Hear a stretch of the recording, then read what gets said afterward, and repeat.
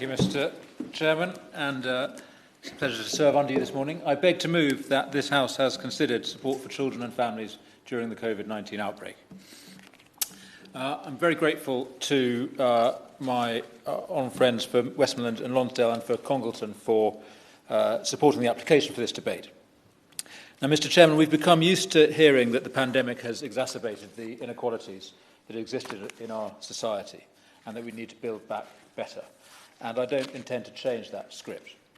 I want to start with some observations about family life under COVID-19 and then draw some lessons for the future. I was very much a witness to the inequality of lockdown.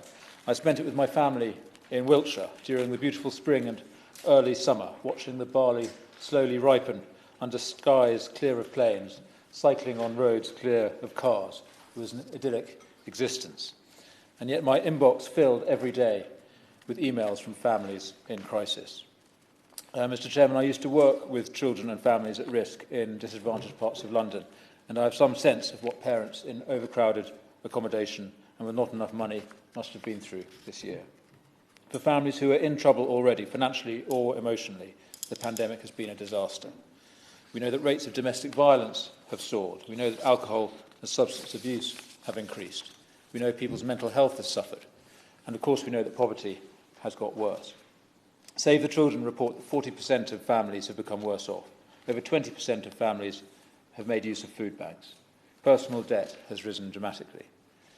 And children are, of course, the principal victims here, especially children with disabilities, looked after children, all those who really rely on support outside the home, support which in many cases disappeared during the lockdown and which won't be available in areas with local lockdowns now.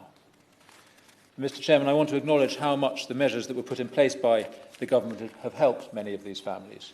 Universal credit, the brainchild of my right honourable friend, has worked with incredible efficiency. It's a tribute to him and to the current ministers and to the thousands of officials and job centre staff who manage that system. The £20 a week uplift has been a lifeline for countless families. Likewise, the mortgage holiday, the protection against eviction, the furlough scheme, the self-employed income support scheme. The government put a defensive ring around families' homes and incomes, and I pay tribute to them. But, Mr. Chairman, I really want to pay tribute not to government, but to families themselves, or should I say the family as an institution. The resilience, the capability and adaptability, the hidden resources of care and skill that families found in this crisis are extraordinary. The family has been the single most important system for what we used to call social security, the most effective defence against disaster for children and adults. It is the single greatest asset that we have as a country.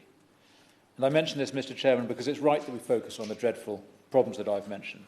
But we also need to consider the conditions for success to accentuate the positive, as Bing Crosby said, not just eliminate the negative.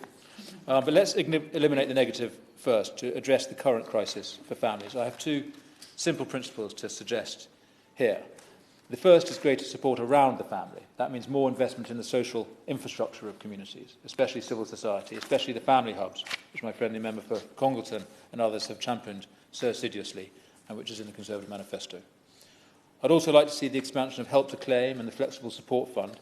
We're inching towards the vision of my right honourable friend, the member for Chingford, for what he called universal support, a package of help provided by charities and community groups alongside the cash provided by universal credit.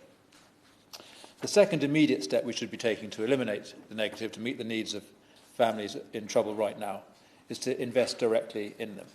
Now, I respect the arguments of those who want to maintain the £20 a week uplift for all UC claimants beyond next April. But I would point out not just that this would cost nearly £6 billion a year, but that half of those claimants do not have children. And in my view, we should be focusing on households with children, aka families.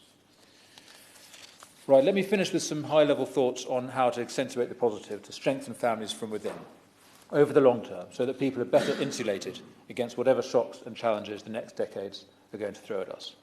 And here I have to challenge what I see as a malign alliance of left and right, or more specifically, liberals on left and right, who are the dominant force in both our tribes. And, by the way, I exclude from my idea of liberal the right honourable Liberal Democrat member for Westmoreland and Lonsdale. Where is he? Not here.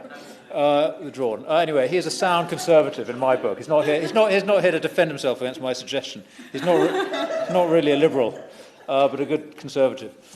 Anyway, liberals of left and right might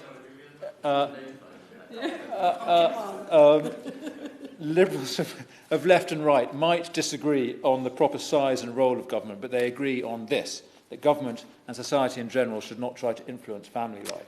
And I think they are wrong. Government should seek to influence family life because it does so anyway. It influences the choices that people make all the time. And by pretending to be neutral, its influence is no less real, but is a lot less positive. The policies we have created in this country over many decades, actively, though not intentionally, pull families apart. Our housing policy has created the smallest homes, and our jobs market has created the longest commutes in Europe. We have childcare subsidies that only work if you put your kids into a nursery for most of the day. We have a higher education system that makes young people study far from home for jobs that only exist in big cities. We have a social care system that only pays out if you put your parent into residential care or makes you sell the family home to pay for it. And most of all, we actively disincentivise family stability by penalising couples who live together. We pay couples more in benefits if they live apart. We tax people as individuals, which means we tax single-earner couples particularly hard, and then we compensate them in benefits. And then we punish them for coming off benefits and into work with a very high effective marginal tax rate. And I recognise that universal credit has greatly reduced that rate, but it remains too high. We have high taxes, high benefits, and we still leave families in poverty. So, Mr. Chairman, in contrast to the malign alliance of Liberals who think family life is no business of wider society and of government, I do have a view of what good looks like. And before I cause alarm, and I can sense the Honourable Member for Walthamstow beginning to twitch, I should emphasise I am not conjuring up the 1950s. The nuclear family is centred on the housewife. As David Brooks has written, the 1950s nuclear family, the single-earner household living literally detached from wider kin and community, was a brief, unsuccessful experiment, only made tolerable by Valium.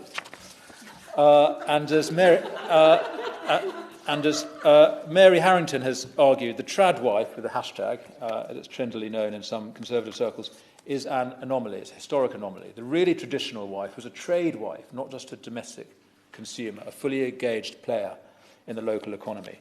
So, Mr. Chairman, what I'm getting at is that we need to recognise and support the economy of households, not just of individuals. And you will know that the economy of households is actually a tautology.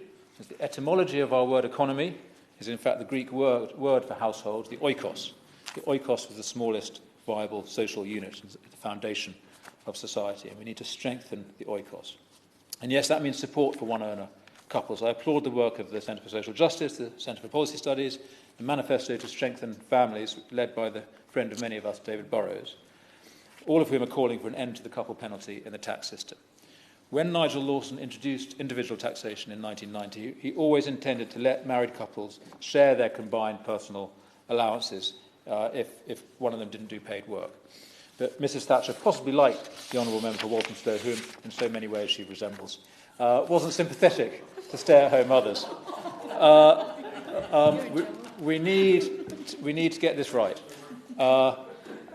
We need to get this right so that people who choose to work, unpaid, looking after children or elderly relatives or helping in their community, are not penalised for doing so. Mr. Chairman, my idea of what good looks like is both more old-fashioned than the 1950s and more progressive. It's both medieval and modern, which I'm sure you agree is what we should be aiming for in all things. Two parents where possible, multi-generational where possible, both parents able to work from or close to home, in paid employment or self-employment or caring for others without pay, and engaged in the local community.